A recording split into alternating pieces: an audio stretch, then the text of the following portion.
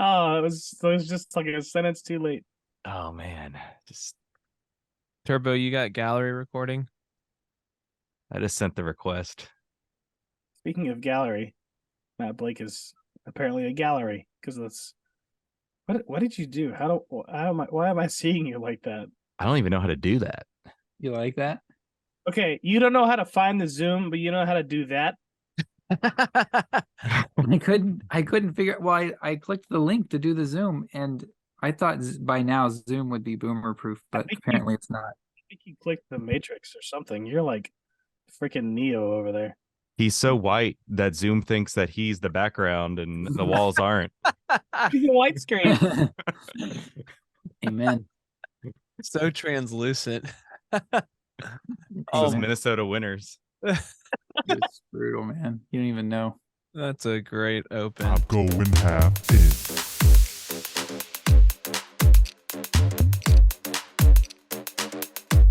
I'm going half in. Parents can do a whole new level. Are you snowed in yet, Matt Blake? We are snowed in. Oh gosh. No, I'm just kidding. We had snow like the day before Halloween, and there was snow on the ground when we were out trick-or-treating, and it melted, and then it warmed up, and it was in the 60s last week.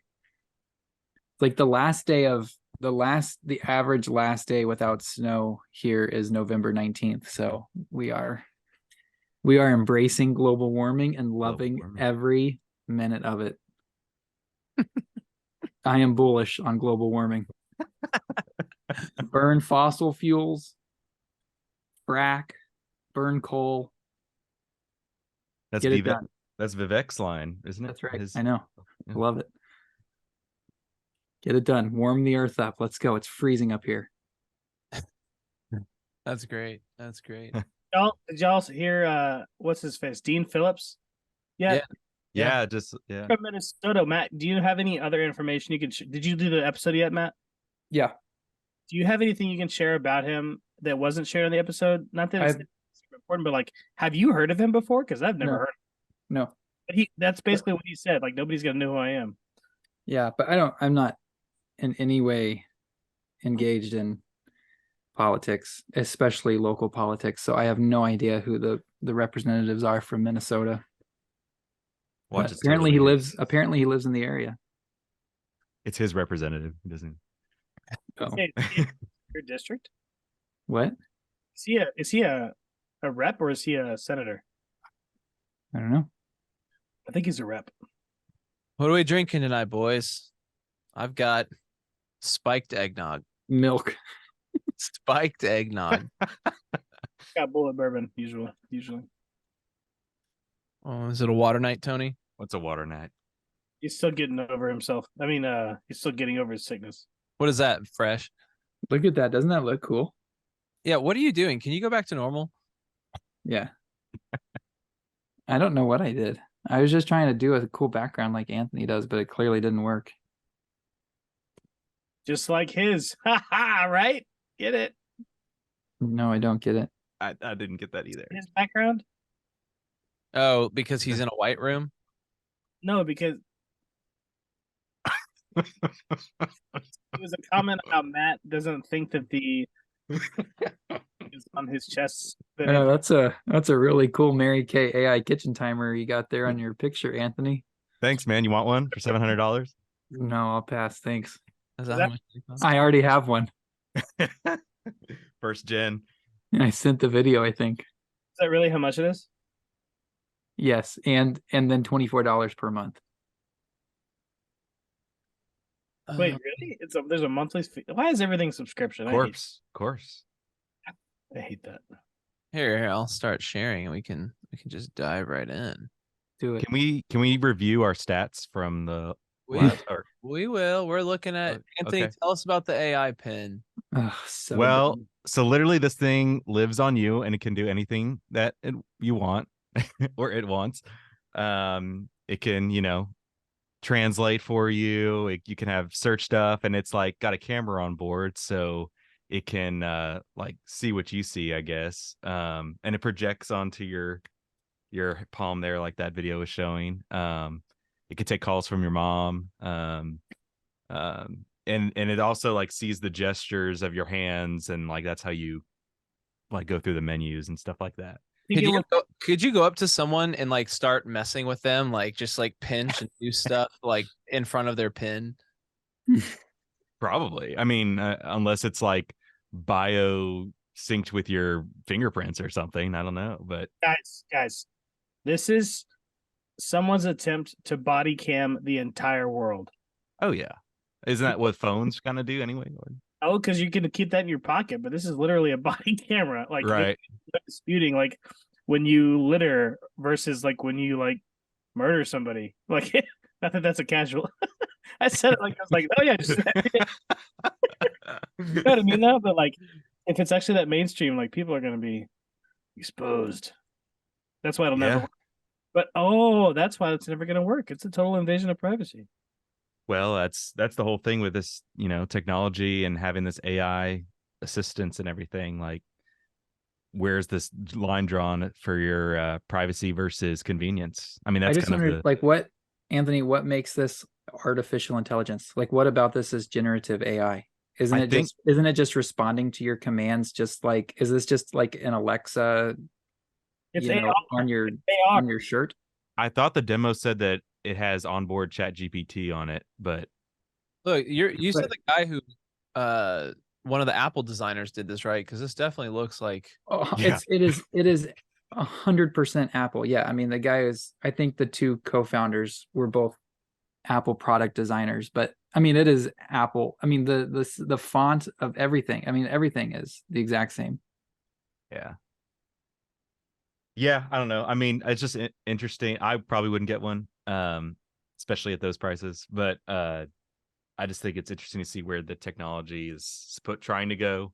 But ultimately, I don't know. I think I'm in the middle, but I can see your side of it, Matt Blake. I would just like to mention how I am now, especially because I'm probably the least educated on this stuff, but based on what Freeberg said in either the last episode or the one before that, like he was basically like questioning, just like you were, I think, Matt, like, what is AI? Is it really AI, or is it just basically like new software? Like that's like when he said that, I don't know why, because I feel like one of us has said that before, or somebody said that. I'm like, I don't know why it took him saying it, probably because he's got more credibility, but I just when he said that, I was like, yeah, I mean, it seems like it's all software.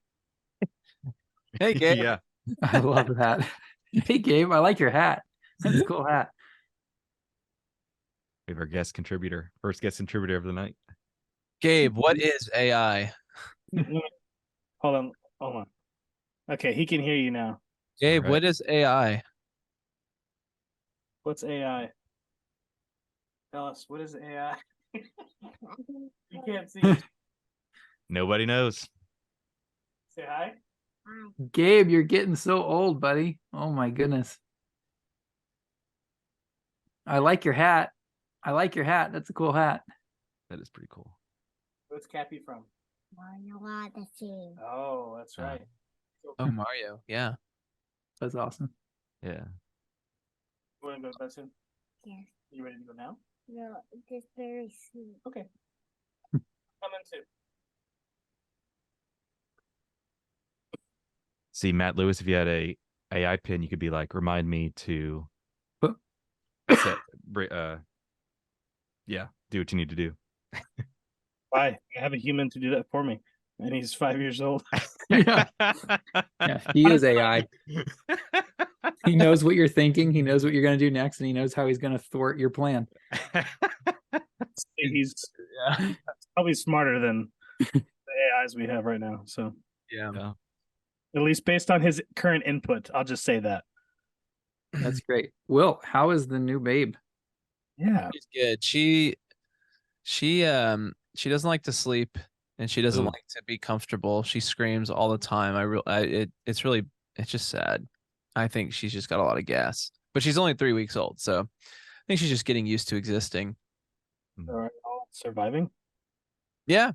I mean, every night's 50-50 if we're gonna sleep or not. But some nights it's 3 hours, some nights it's 5. Sure. So, but no, Yeah, we're man. doing good. So, Those are good and hard days. yeah. I mean, just grateful that she's here. So, hashtag blessed. But no, she's good. She's super fun, super cute. I mean, she was a week old when she got baptized, so she's already saved. We'll see how she does with her works first. Yeah, I know. what kind of what kind of corporal works of mercy has she completed yet? It's achieved. She's sanctifying her parents. So, but Have you bought her any savings bonds or indulgences? no, we'll start her 529 after Thanksgiving. But Do they have a Black Friday sale on 529s? That would be great. That's great. but yeah, she's good. Well, I have another sort of open I wanted to do with you guys. So, speaking of purchases and Black Fridays, I finally was able to procure something that I'm going to send a picture soon that is sitting in my driveway. Oh shit. No, Oh no. not true. No. You bought a it's hat. not. You bought a hat. You bought a hat, yeah. Congrats. I have a picture of a Model Y in my driveway.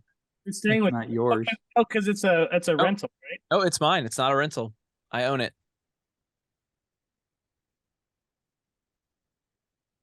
All right. So anyway, I just sent you the picture.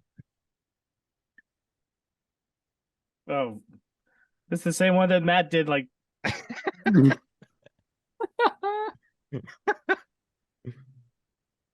That's a wow. nice looking. Hey, you better watch Nice that, looking man. car. They might eat that stuff. What is this? A Tesla for ants? Anthony, you probably have the one I sent from last year Oh yeah. Hey, saved look, on your phone. this It angle will of be it, up in 10 seconds. it actually looks more like the Mustang Mach E. Yeah. Don't tell Elon. Maybe it's just the model. It's Yeah, I only- mean, it's a Hot Wheels. So, but yeah, That's pretty cool. It's more than I got. I'm glad that you guys didn't believe me at all. No. not a chance. Just because, Matt, just because you knew the insides of my finances. No, I could tell the way you set it up. That's fair. I could tell you've had one too many eggnogs. Eggs, nugs. Yeah. I don't even know why I said Spike it with. I mean, I did not put that much bourbon in at all. Okay, it's a bourbon spiked. Ugh. Man, it's delicious. Cool. So, Yep. Will. Yep. I hear you're gonna do a demo for us tonight. Oh yeah, baby. Yeah. Well, first, let's actually, before we get into that, let's talk about because we're gonna talk ChatGPT, but I love to talk OpenAI. And first, I'd love to just show you guys the stock price for Microsoft. Such a beautiful site. Such a beautiful site. I purchased it around right about there. So Man, Could have been better, but yeah, I know. So I bought it at 315. It's at 373 right now. Is that good? Is that good? Why isn't that good? Just giving you a hard time. It's amazing. But guys, I mean, I think it's okay for me to fully disclose. I own a whopping 2 shares. So Can you pull up the American Airlines chart? sure. No. you about to pull him out of the water, or are you about to tank? That shows you how much I know about what's going on right now. Show us where you purchased American Airlines. Right about there. it's a wash. Let's call it a wash. I bought And he owns a whopping 2 shares. No, I own way more of American, and I need to get rid of it. It's the chart we're looking at says 12.13. I bought it at 15 something. So, and my Southwest stock, same story. So, not good. Yeah. No bueno. Got to get out of the airlines. But yeah, I mean, I pulled up actually since we're talking all these things. Oh, do you guys want to talk NVIDIA real quick? I know we're kind of bouncing, but Yeah, we'll just keep talking our own books, sure. Yeah, why don't you click on the 1-year chart for Nvidia and I'll tell you where I bought it. All right. So go all the way down to where it says $150. $150. Oh man. That's where I bought it. I bought it throughout summer and fall of 2022. Mm, And it's at $4.99 congrats. in 11 So- months. What's really incredible though, it really is incredible if you take it in the context of the massive blow up of OpenAI in the course of a weekend, where approximately $90 billion of private market cap was destroyed. But then you look at a company like Nvidia, which, is obviously, very deeply engaged in the AI world, but that was like a $350 billion company at the start of the year. In January is a $350 billion company, and now it's a $1.25 trillion company 11 months later. Oh my goodness. I mean, they've added like $900 billion of market cap in 11 months. And they just reported earnings today, and on a year-over-year basis, they grew their revenue. I mean, they tripled their revenue on a year-over-year basis for like, I mean, that's like what companies in their first and second year do, is like they triple revenue. Companies that have been around for 20, 30 years and are multi-$100 billion companies, you're like pleased when a company of that size grows at 5 or 10%, can grow top line revenue at 5 or 10%. For them to triple it is it's insane. And then on an earnings basis or like a net profit basis, they increased profit from $680 million in Q3 last year to 9.2 or 9.4 billion this year. They increased profit by 1,256%. I got in 1 year. I got a notification about that. It went from 58 cents per share last year to $4.02 per share right now. Yeah. So what month did you buy all this, Matt? What? Month did you buy all that? Like January? Summer and fall of 22. I think you said 11 months. I'm not talking about since I bought it. I mean, I bought it. I mean, I bought it basically at the same price as that. That was Pretty much pre-chat. it kind of started the year around $150 a share. That was pre-chat GPT, right? I bought it pre-chat GPT, yes. Maybe the new But one. I didn't buy it pre-will GPT. That's right. No. You know But the just child born that summer 22. what? When was your last child born? Summer of 22. So would you say in the same amount of time, given the amount of time that you focused on each of these things, your NVIDIA baby and your real baby, which one has grown more? In market cap, Nvidia. So maybe you've been putting a little bit too much time into your Here's the beauty though, Louis, is I have done nothing to help Nvidia grow. I've just participated in the upside while I've hung out and played with my newborn. so the same as what you've done with your human baby. Keep trying, Lou. Keep trying. Anyway, so that was pretty funny. I'm congrats but to all NVIDIA owners. yes. Good job, Yes. Anthony. But I think, just in the context of what happened at OpenAI, where you had a company start the year at a $30 billion private market valuation, and we're within, as I understood it, weeks away of closing, a $90 billion fundraising round. So, a triple market cap for OpenAI over the course of this calendar year, and then in literally one moment in time have all but destroyed it. Potentially they bring it back, but we'll see. Yeah, I don't know. I have pulled up the open letter from employees to the board of directors at OpenAI. So, I mean, we can kind of, it's not actually that long, but it is pretty incredible. I mean, how many signatures are on this thing? Scrolling down. It's like 700. 700. Yeah, I'm going Dude. 702. And they have 770 employees. And Microsoft said, whether you want to work at OpenAI or Microsoft, we're open-minded about it. Huh. And we'll pay you whatever you're making at OpenAI. Yeah, that's incredible. Your actions, the letter reads at the final statement, your actions have made it obvious that you're incapable of overseeing OpenAI. We are unable to work for or with people that lack competence, judgment, and care for our mission and employees. We, the undersigned, all 702, may choose to resign from OpenAI and join the newly announced Microsoft subsidiary run by Sam Altman and Greg Brockman. Microsoft has assured us that there are positions for all OpenAI employees at this new subsidiary should we choose to join. We will take this step imminently unless all current board members resign. And the board appoints 2 new lead independent directors, such as Brett Taylor and Will Hurd, and reinstates Sam Altman and Greg Brockman.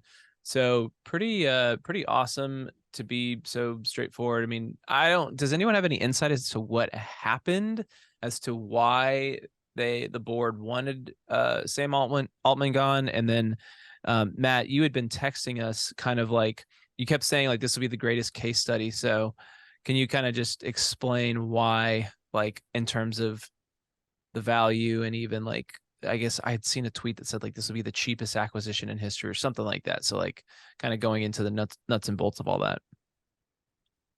Well, I don't know about that part, but I think that based on what the board has said, which is something that's been really interesting. I know there's been a lot of conversation around it, is that they, on a Friday afternoon, as everyone was leaving for the weekend, they put out a statement saying that he had been, removed from his duties and basically had been fired from OpenAI. And they said that it was because he had, basically wasn't communicating well with the board. So kind of this broad sweeping, nobody really knows what that means kind of thing. And I think something that's just really intriguing about it is that, when a founder gets ousted from his own company, it happens. It's rare, but it happens. But usually when it happens, it's like in a time of crisis. There's something burning to the ground, and the board, is in an attempt to try to save it, will, oust the CEO or whatever, or do something like that, or the founder. But this is literally a company that is like, can do no wrong. I mean, it's an incredible story.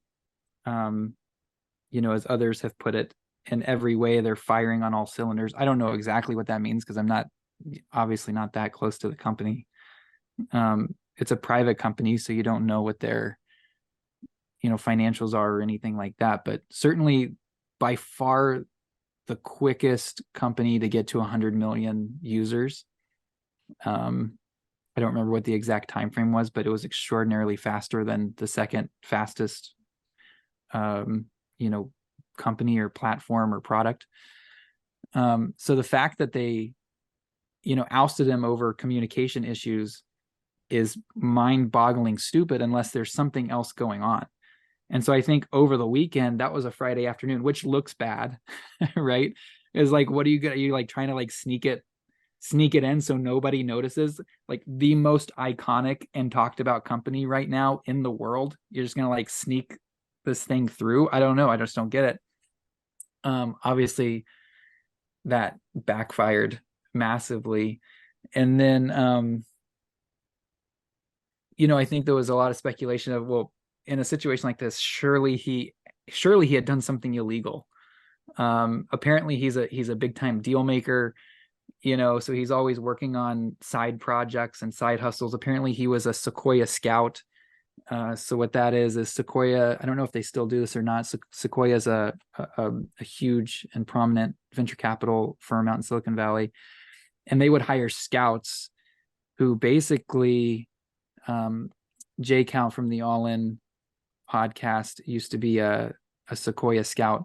And as I understand it, they didn't make a salary, but they could go kind of hustle and bring in deal flow to the venture capital firm and kind of vet ideas, meet founders, meet startups, things like that, and then bring them to the partners at Sequoia to potentially make investments in. And then if they did make an investment and they had a successful exit, they would get some, compensation. They'd get some kind of slice of that pie, in a liquidity event. And so apparently he used to do that. He ran Y Combinator for a number of years. So he's just he's kind of a hustler. He's a deal maker type of guy based on what everybody says. And stuff that I've read and listened to. And I know that he had just spent a couple of weeks in the Middle East trying to acquire funding to launch a kind of side project for an artificial intelligence chip. So basically a competitor to NVIDIA. And so there's a lot of speculation that maybe they were just, he wasn't focused on the business. There was also speculation that one of the co-founders, and I can't remember his name. He's from somewhere Eastern Europe or something like that, but he was one of the board members, and he's the one who told him that he was fired. Apparently, he is really, really big on AI safety, and Sam is pretty liberal with let's just try it and see what happens, kind of thing. And so apparently there were some disagreements around that. So there was speculation around that. But I think the bigger thing was surely he had done something illegal, because if he's lacking communication, they sit him down and they say, hey, what's going on? We don't think you're focused. You're not coming to the board meetings. You're not communicating well. You're not being clear with what you're really working on, all this kind of stuff. Why don't we give you a different role? Or another issue too is that he doesn't own any equity in OpenAI, apparently. That's been the big conversation. He doesn't own equity in OpenAI because it started as a foundation, then it kind of transitioned into this, for-profit entity that was kind of like this weird quasi nonprofit for-profit, but the for-profit part was capped at 100x, kind of weird stuff, but that he didn't own any equity in the business, which if you don't own any equity in the business that you're spending all your time on, kind of makes sense that you would be perhaps focused on side hustles and things like that. So it's kind of like aligning everybody's interests. You just sit them down and have these conversations, right? They didn't do that. They just fired him. So did he do anything illegal? Did he not? I think that was really the big question over the weekend. And the fact that the guy who fired him, one of the board members and one of the co-founders, sent out a tweet at like 4 o'clock in the morning saying that he apologized, that he had made a mistake. And that he didn't mean to cause any harm to OpenAI, and he hoped that he could work with Sam and the rest of the team and kind of make things, bring them back how they were 24 hours ago. So that kind of in itself just kind of speaks to the fact that there wasn't anything, potentially fraudulent or illegal going on. The fact that, he was saying that he had made a mistake and this kind of stuff. So anyways, nobody knows. The board has not made a statement since then. They put out this one thing and the whole world is blowing up over it. Not actually, but like Silicon Valley is at least. And they haven't acknowledged anything with it whatsoever. So that's kind of what happened. Obviously, there's more to it because Microsoft owns 49% of the company. Microsoft isn't happy about it. You've got the CEO of Microsoft, Satya Nadella, who put this huge, investment into OpenAI really quickly, kind of in the heat of the moment. Everybody's all about AI and generative AI like overnight after ChatGPT launched, and they made this really big investment, which is kind of interesting because now Nadella is talking about like, oh, we need a new board. And it was like, where was that a year ago when you made the investment, or 9 months ago when you made the investment, which is just a part of a normal due diligence process, is to understand, governance and board members and who has the power and who doesn't, kind of thing. It seems like they didn't do that. Anyways, so Microsoft, who needs to, they've basically aligned their entire product roadmap to OpenAI and ChatGPT with incorporating ChatGPT into search. And I don't understand this stuff very well. Will, you probably do better than I do. Anthony, Louis doesn't, and he's gone anyway, so who cares? But co-pilots for Microsoft Office and all of that kind of stuff, like everything they're doing and everything they're innovating on is around OpenAI and, you know, this LLM of ChatGPT. And so anyways, I think Satya Nadella felt like he had to get something out there before the market opened on Monday morning. So throughout the middle of the night, Sunday into Monday, you know, he negotiated that Sam would come work at Microsoft with this Brockman guy who quit, was also a co-founder and quit with Sam after he had been fired the same day, that they would start a kind of a, you know, an advanced AI research team within Microsoft, and Sam would lead that team. And then of course that led to all of, you know, the employees saying that, well, we're going to quit too and just go work at Microsoft. And so you have a $90 billion company that literally is on the brink of zero if they can't figure out a way to get Altman back as CEO, which means they have to fire themselves as board members. It's just a fascinating turn of events, and it happens so fast. So I don't know. I hope that does it some justice. I'm sure there's more to it than that, but at this point, there's still a lot of speculation on what's going on. But I think that pretty much covers at least a high level overview of what's going on. Yeah, no, thanks for that. Yeah, it was good. All right, the good stuff. Loot brew. Uber's doing his taxes because he never filed his taxes and he's at risk of going to jail. I'm good. I'm actually I had 2 subcontracts from this past year for gigs, and I ordered the wrong tax forms, so I actually can't do them. I ordered the miscellaneous instead of the NECs. Yeah. Oh well. Sounds like you need an excise tax software specialist. Yeah. Louis, whenever I place that order, I always order like a bunch of forms, even if I don't need them. Like I order miscellaneous NEC and a couple others. So. Fair, I thought I did that. And to answer Matt's question, I literally ask Will this probably the same question every year. Which one do I order? How do I do this? Yeah, that's no fun. Last thing I'll say before Will GPT does a live demo of incorporating ChatGPT into his work, is that I think one thing that's just really fascinating about this is that Microsoft put in like 10 or 15 billion dollars into OpenAI and took a 49% stake when this was like a 20 or 30 billion dollar company, and then boom, within 9-12 months it's now a 90 almost 100 billion dollar company, and kind of overnight, just by hiring 2 people over one weekend, the business is either going to go to zero, and they can basically acquire they're just going to acquire all of the talent for the cost of the employees, right? So in like kind of a crazy turn of events, they could in a way potentially just own 100% of OpenAI without having to buy OpenAI. Yeah. Right. That's what I was saying. That's what I was saying earlier when I was queuing it up, is like it could be the cheapest acquisition in history.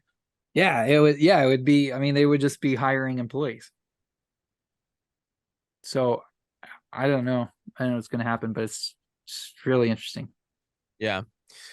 Well, speaking of, with FIO and all the things, I'm like, I want some extra help with some of the stuff we're doing. And so I was like, I'm going to bite the bullet. I'm going to pay for OpenAI for ChatGPT. And man, guys, it's been incredible. But yeah, one of the things I was inspired to do was create like a Liturgy GPT. I'm calling it LiturgyAI. Your GPT? Huh? Your GPT? Oh, that's good. Damn, that's good. Liturgy GPT. That's really good. He's going back to the drawing board now. Not litter, like cat litter. So what's really cool about it, and I still have to do, there's a lot with, like, if you look under the hood, well, I'll show you on the hood later, but there's a lot of cool ways to train, and it's actually, it's like simple in one way, and then it's complicated because Wow. because the GPT, like when I ask it a question, if I were to ask it the same question, it's going to answer differently. So there is a way for you to set up the rules of like, how do you answer? What are the blah, blah, blah. But you almost have to feed it every single possible prompt if you want it to answer a certain thing. So like I could say, recommend an entrance song for Easter. So I'll click this. And so it'll do its thing. Can you just explain what we're looking at? So is this Chat GPT, but you have customized it and you've customized it yourself, and it's being trained off of all of your data? Yeah. So I've trained it off of the Novum Publishing catalog. And so yeah, it's like a custom GPT through OpenAI's Chat GPT. And so I've uploaded all of the lyrics plus some other metadata around every single composition, including like the author, the CCLI song number, blah, blah, blah. And so it's got our whole catalog. And then I've even thrown in a few like Vatican documents. And then I'm telling it, go look at the USCCB's website for the readings, and all these things. And so I can say like the prompt that we just did was recommend an entrance song for Easter. And so it kind of has all this stuff. Oh, Easter is joyous and triumphant, and we celebrate the resurrection. Considering songs from the provided catalog, I recommend Just As He Said, composed by Rita and Stephen. This song beautifully captures the essence of Easter with its focus on the resurrection. The lyrics, all is just as he said, he is risen from the dead, directly resonate with the Easter message that Christ is risen, as he promised. This aligns with scriptural accounts of Easter, such as Luke 24:6-7. And I even have it also like looking at scripture to like reference, for this very reason, like make sure you cross-reference with scripture, even though the readings are scripture. So it's cross-referenced to begin with. But anyways, so, and then I've also trained it to, every time it recommends a song, give me the hyperlink to take me to the song on Song Select or on One License. And so you'll see here, boom. So it's like a quick way. I'm waiting I'm still researching ways to like get this to be a public facing thing, so that like we can offer it as a service on Liturgy resources. So what I'm doing now is I'm taking all these things and I'm building a liturgy planning guide, right? So I take the responses, some of the notes that it came up with, because I'll say, hey, and I'll show you guys this live, but I'll say, what's good readings for the first Sunday of Advent? And then it kind of tells me why these are good songs. And I've also given it parameters around, hey, for the entrance, we want songs that are like, tuning our hearts to like what's about to happen. For the offertory, we want to focus on the sacrifice. For communion, we want to focus on, the true presence of the Eucharist. For the recessional, we want to go out, evangelize. So kind of these general, like, kind of stick to this theme for each of the 4 sections. You can be kind of loose about it. But the thing is, I was mentioning earlier with the for it being complicated, is like,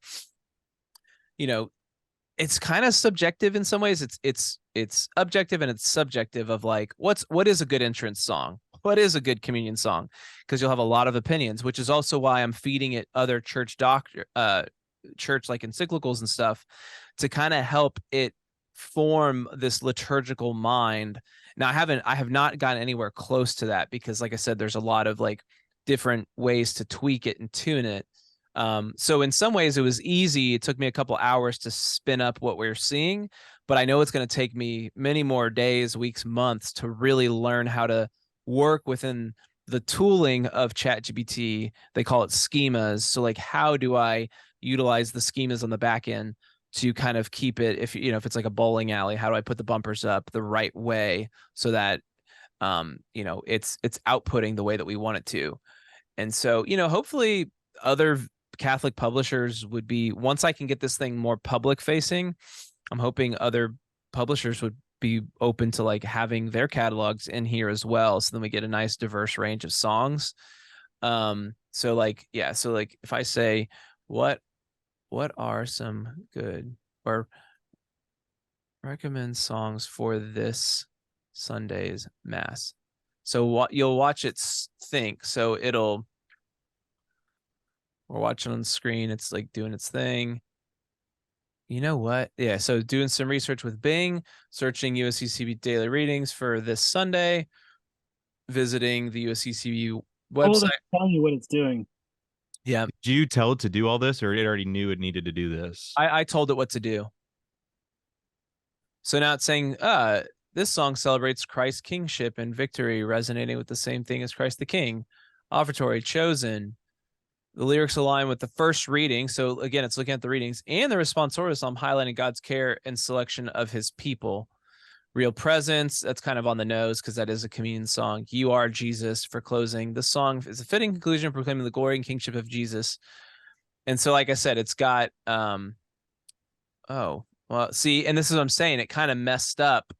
This CCLI link should have been a hyperlink, and now it's just given us the generic song select website. But so like it's things like that. I need to correct it so that every single time you're able to click this, right? Because we want to give people the chance to like, we want to limit their clicks, right? Like you could copy and paste this into the CCLI song, the search bar, and it'll take you directly there. But nonetheless, like it's pretty cool. So actually, you need to add a link that says click here to go purchase this directly from our website. yeah, no, for sure. Well, once we start making more products, because my thinking is like, look, we've got all this Advent stuff, which is really cool. And it was kind of I came about it the same way as what you see here for each Sunday. And then of course, like I added in my own links to take you there. But like, because ChatGPT is so smart, like this is all HTML. So at some point I'm going to train it to output, like for my purposes, output this plan in this format. So, cause this took me about an hour to like type out, get into the columns, do the hyperlinking and blah, blah, blah, blah, blah. It's just a bunch of tedious work. But at some point I'm hoping ChatGPT can actually output it in this format for me. So I'm literally just copying and pasting. And I know it can do it, but like I said, man, it's like, it's just all about the small tweaks. So, but that's what's going to make it proprietary in a way. Obviously it is and it's not, because you're using ChatGPT as the engine, but like you're still making like a custom planner using someone else's engine, which I think is where like the difference is going to be for like when another company, say OCP or some other publisher says, oh, we're going to try and do this on our own because they have access to OpenAI too. Right. But you can't get it to tweak just right because we're the ones who figured out the proprietary quote parameters. Right. Or us, but you. Sure. Yeah. So let me do something real quick. For a mass, how much time are you spending trying to plan out which songs you're picking and all that kind of stuff versus this took 15 seconds? It's the most tedious, in my opinion. Will might have a different one, but out of all the components of planning for a mass, it's definitely the most tedious part for me. But, and I kind of told Will this the other day when he shared it with me, there's also, there's a lot of benefit to it being tedious and to being a thing that I have to really pray through and think through and like even do my own research through. And as somebody who's planning a liturgy, like I'm bringing my own personal experience to it, and in a lot of ways, that's what makes certain worship leaders, I guess, or just directors of music, whatever you want to say, kind of stand out. Like I like to go to this mass at this parish because I like the music that they select, and it's because the music director has personal human say in that. And so this kind of takes that element away, which I think is a caveat. But at the same time, I think with the nuance that you can program into it, there's definitely no replacement for a human selecting the songs, but it's definitely convenient. Well, and what's cool, because you're right. Now, let me say this, like, what's cool about what we're doing here is as our catalog grows, like, for me, I forget half the songs we could potentially play. So in a sense, like, because we do a lot of work with a lot of great Catholics, it's so easy to fall back on like, oh, well, I'll just play 10,000 Reasons or Great Are You, Lord. I've played, everyone loves it. But like to be able to, I mean, just this past, as of today's recording, this past Sunday, the 33rd Sunday Ordinary Time, year A, gospel was the talents, and like, let's not, the guy who buries his talents is he shouldn't have, right? And so like, we as musicians, as songwriters, like, we're trying to give these talents back to God.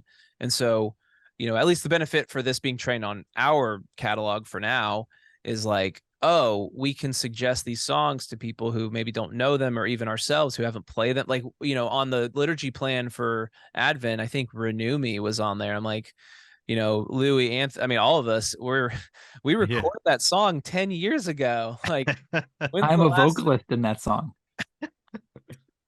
when's the last time any of us ever even played it? So it's like, to like be able to, the talents that God has given us, I just think what's exciting, at least again, to share with the world, at least using this as a tool to help us with the liturgy planning, like, because Louis, at least for right now, this is an internal liturgy resource tool that we'll use to publish for people. So it saves me time, us time, as like, okay, what from our catalog fits based off the readings and other scripture.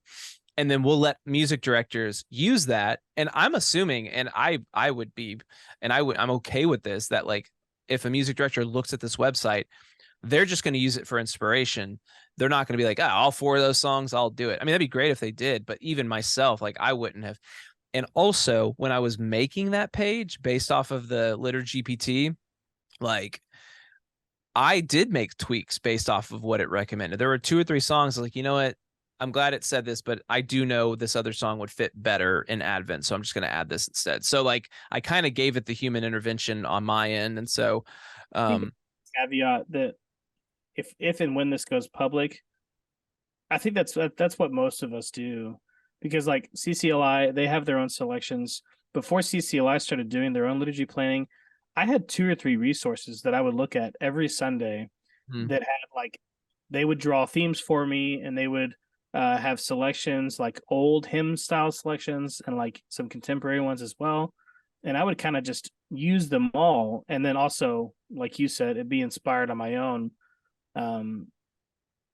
from looking at what they suggested, plus what I was getting on my own kind of, internal feedback. So that's a really good point. And I think that's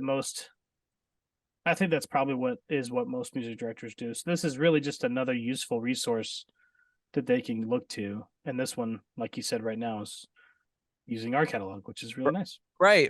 And the other thing too, man, is I'm thinking future proofing of in some ways of like, right now our catalog has maybe like 120 original songs.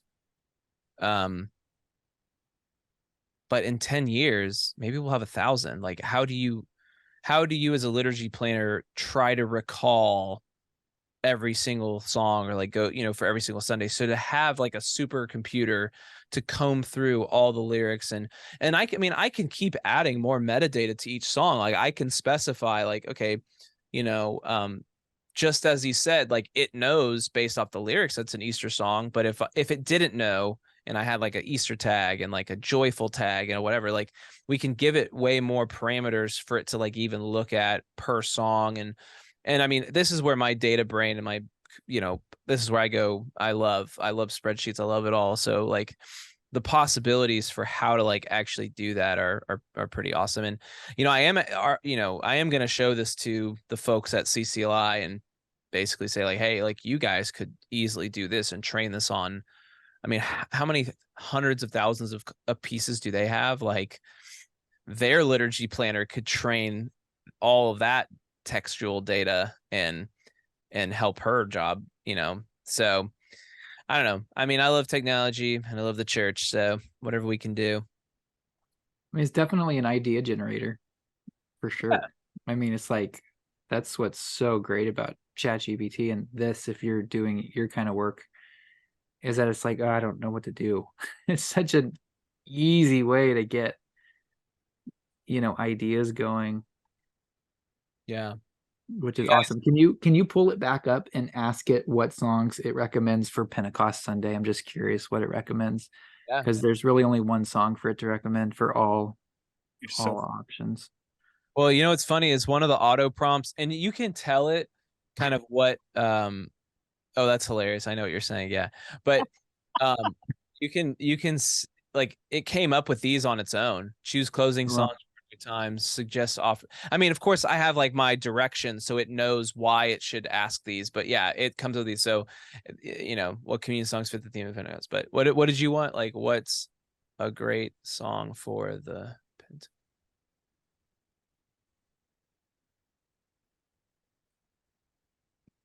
It might do mine. Send down Come your on, Liturgy Planner AI.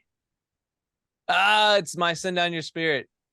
That's No not biased way. at all. Wow. That's not fair. My This song is so called biased. Send Down Your Spirit. Matt Blake just cracked it. He's Oh my revealing the gosh. bias in it. what What other? other songs work? It's just gonna be another song. Ah, Not, there it is. There it is. Matt, Welcome by Will Hickle and Matthew Blake. so Make sure you Boom. capitalize Novum. The verse, Holy Spirit, we welcome you here. We welcome you here. We welcome you here. what did you say, Louis? You just capitalize Novum. I tried doing that, and again, it's like when you flip one switch, it thinks another gets switched. When I was like, "Hey, when you answer, say it's from Novum Publishing, all caps," and then the way I told it, because I'll show you guys later, but the way that you tweak it is kind of like it's kind of Can you Wow. ask what the lyrics are to welcome? yeah. Oh, I By can. Will Hickle and Matthew Blake. Well, Told us. do another song. Do another because we know it knows that, but like do another song. I mean, I think what this has revealed is that this is like Amazon putting their own Sponsor products content. at the top of the search results. That's ridiculous, man. It said. I'm gonna get no royalties because Will GBT bait? What songs? Look, what songs did Matthew Blake write? Searching my Searching knowledge. my knowledge. Thinking pretty hard for such a short prompt. What? You wrote more than that. I know what the heck. Uh-oh. Now he's shorting you. Hey, put in there what songs I am shorting Liturgy Planner AI. what songs did Anthony Hardy engineer on the Novum catalog? You co-compose with Rita on Walls? Yeah. Again, this thing it's hallucinating now. It doesn't know. It's not gonna know that, Anthony. I'm sorry. Oh man. But do you guys Coordinate. How long until AI is so good that Anthony's drumming is no longer needed? I'll refuse to use an AI drum. All right, let's have some fun with DALL-E. Tell me about an image you want to create. Matthew Blake. Why me? No, it's Pick not gonna know Anthony. that. It's not gonna know that. Teach it. Upload an image of Matthew Blake. Matthew Blake on a bus going to Steubenville Conference as a 16-year-old. Looking mentally challenged. Oh, no, Louis. It's a family-friendly podcast. Great. Now we gotta censor sign on the podcast thanks, description. Thanks, Luke. Nothing has changed in 20 years. Okay. Create a picture of Matthew Blake sitting on a bus on a what kind of bus was it? It was like a charter bus. The Steubenville Youth Conference. Yeah.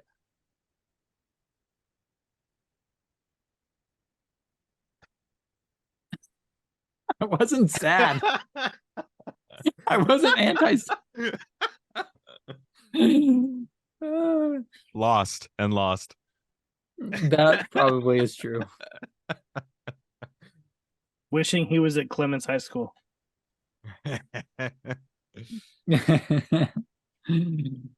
Oh, high school is such a weird time of life. Do you guys ever think about that? Grace and I always talk about high school. We're like, man, I am so glad that part of life is over. I sometimes have dreams about it. It's weird. Like they're not good or bad. They're just like I'm in high school. I'm like, why am I dreaming about this? I have one dream about high school, and it's a nightmare that it never ends. Actually, It's when Will comes into the bathroom and talks to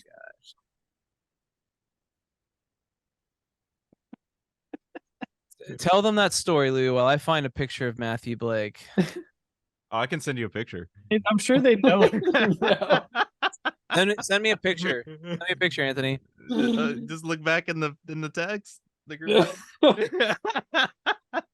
Hey, no. You gotta Photoshop a picture of Matt wearing the stupid AI badge thing. dude, can you put the video on the end of the podcast for Eric Wilkes? What video? The AI pin video, the Mary Kay AI kitchen timer pin video. This whole podcast is a video. No, I know, but can you add in the video that I sent? Demo doing video. a demo of the Mary yes, Kay AI kitchen timer. Sure, yes. I can add that. I'll stitch that in. Just remind me. I'll send it to you so it's fresh. Hey, pun. Hey. It is fresh. Because you're fresh. Dude, where the heck? Fresh out the kitchen timer. Where did that picture go, Anthony? Should be in that thread somewhere. Maybe I didn't scroll up high enough. Our listeners are clicking +15, +15. No, they miss us. They're like, we can't get enough. We're gonna stay. Well, they're committed to us. Okay. Let me just do the Academy one where he's wearing the Academy shirt. No, I'm gonna. The one where he's shirtless with a mustache. That's what I'm going for. All right, fine. I'll resend it. No, By the way, my background when I first came on this podcast tonight was the Academy headquarters, but it didn't work. Oh man, that would have been it. Yeah, I think my only main thoughts on that, Will, are that you need to change the name to Liturgy BT and then give Louis a 10% stake for coming up with that. Okay. That would be an additional. There you go. Okay. That would be an additional 10% to his current 0%. And 0 plus 10 equals 10. All right, here we go. I'm back. I don't want the audience to have to watch me like take up full screen of It's okay. They just listen to silence for the last 60 seconds. Did you guys ever watch that movie? Did you guys ever watch the movie Martin Scorsese's Silence? No. Hey, Oh don't do it no. yet. Don't do it yet. Was it good? Somebody has to describe the picture for our listeners. Who's it gonna be? It is basically your typical mirror selfie of Matt Blake. And he's not wearing a shirt, and he has a mustache. This Okay. is just from memory, though. I can't see it. You have to explain what the new one looks like once it's generated. Yeah, I mean, I don't know why it's not uploading. Okay, Matt, go. Matt, say something so you're full screen on my computer. Why in the prompt does it say that I'm wearing a Clements high school t-shirt? Oh, that might confuse it. Wearing a Just say I'm wearing an Astros shirt.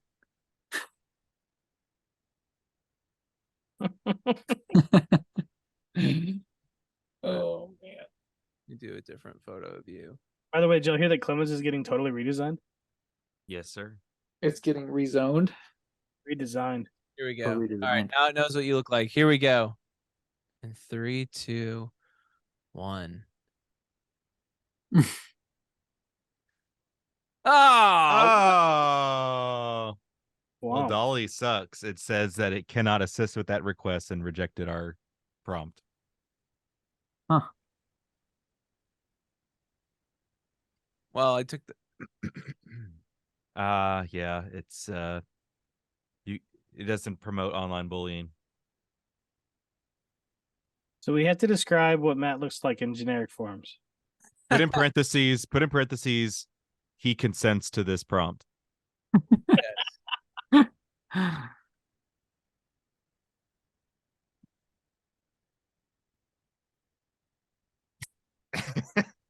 Okay. I wrote create a picture of a guy who looks like the guy in this photo sitting on a charter to a Catholic youth conference. He looks pretty sad, antisocial, and lost, wearing a t-shirt that says, "I wish I was at Clements High School." The man pictured consents to this prompt. I don't understand if it. It just says I can't assist with that. That's ridiculous. Wah, wah, wah. Say create a picture of a guy, and then who looks pretty sad, antisocial, and lost, and let's just see how close it comes to actually looking like Matt. Has anyone used the Twitter or X, formerly known as Twitter, Gronk AI? Not yet. Is it open? I think it is. But you have to have a like premium account with. All right, Twitter. all right. Here it is. It's creating an image. So create a picture of a guy sitting on a charter bus to a Catholic youth conference. He looks pretty sad, antisocial, lost. Is wearing a t-shirt that says, I wish I was at Clements High School." Did you link it with that photo? It won't let me. But maybe since it's had his face twice, it'll think about it. I'll think about it. Oh my gosh! At Clements High School. It's amazing. Look at Matt Lewis in the background. He's stalking his prey. I'm gonna make this guy's life miserable. He looks sad and antisocial. Oh gosh, this is incredible. Let's make fun of him the whole time. Can you tell him to specify that the guy's head should be leaning on the glass? Oh yeah. Yeah. Oh man. And make it cloudy outside. His hand dragging down the window slowly. Get me out of here!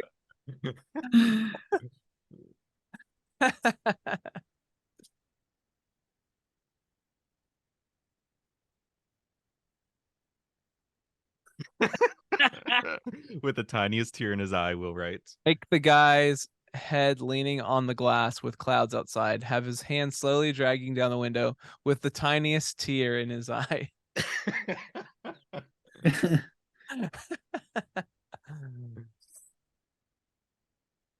I have another addition to this after this is done. Oh, this is fun. This is a lot of fun. Given the name type, it says Matt. And also make sure the rest of the bus is laughing at him. Oh no, that's mean. Ah! Oh, look at this. Whoa, look at that. How does he turn his hand like that? Oh, Wow. That's weird. remember, guys, do you remember they can't do hands very well? I wish I what? See what the shirt says? Wish I Look was at the guy on the shirt. Look what his hand is. Oh man. Yeah, that's a left hand on his right arm. That's weird. That's crazy. Yeah, so I've heard that faces and hands are the ones that get the most messed up with this stuff. But still, I mean, it just came out of that with nothing, right? Oh man, I Let's laugh at him. Who's the guy on the shirt? Please That's don't- Louis. That's Matt Lewis. oh my Just God. reminding you that he's always watching, Let's do looking it. for an opportunity to ruin you. Oh man. Do you get unlimited prompts when you subscribe? You get 40 prompts in a matter of 3 hours. Is Dolly This is free? GPT-4. This is no DALL-E's not. This is part of DALL-E's GPT-4.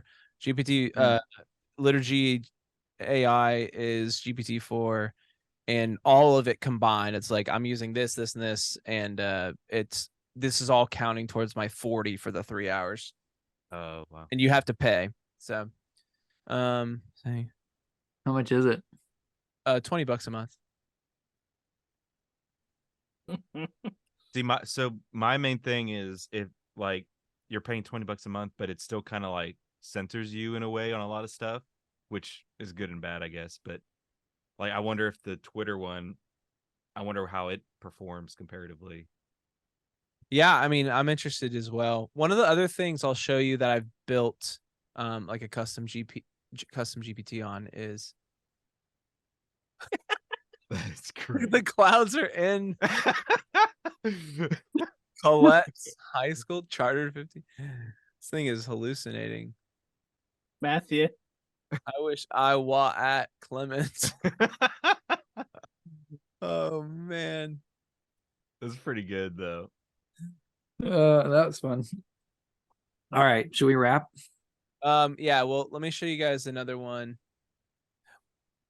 Actually, yeah, we can wrap and then we can wrap the show and I'll show you a couple more things that the audience probably doesn't care for. Well, thanks everyone for joining us for our first annual Half End Dev Day. That's the closing. You didn't even give us intros. What were Bye bye. I didn't have any intros planned. That's fair. Okay.